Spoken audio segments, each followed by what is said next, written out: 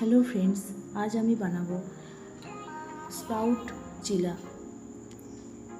মুগ ডালটা আগের দিন রাত্রে ভিজিয়ে রাখবেন। মুগ ডাল এবং ছোলা সকালে চাকে ছাঁকনিতে ছেঁকে রেখে দেবেন। 1 থেকে 2 ঘন্টা পরেই দেখবেন মুগ ডাল থেকে অঙ্কুরিত বেরিয়ে আসছে। এর জন্য আমাদের লাগবে একটু পেঁয়াজ, কাঁচা লঙ্কা, রসুন 2 থেকে 3 কোয়া।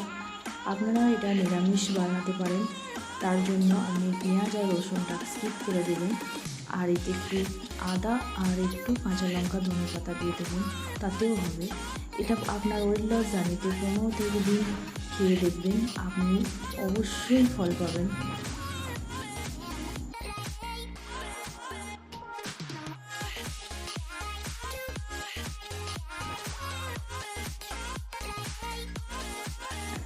এবার আমরা ননস্টিক তাওয়াতে এটা বানিয়ে নেব।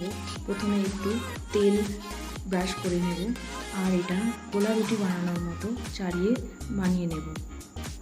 একটু গ্যাসের ফ্লেমটা কমিয়ে তারপর উল্টাবার চেষ্টা করবেন। ও সঙ্গে সঙ্গে উল্টালেই কিন্তু এটা ছিঁড়ে যাবে। আমরা 2 পিঠে ভালো করে সেঁকে নেব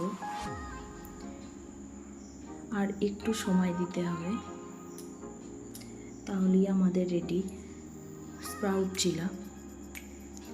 এটা ধনে পাতা চাটনি, ধনে পাতা পুদিনা পাতার চাটনি দিয়ে খুবই টেস্টি লাগবে।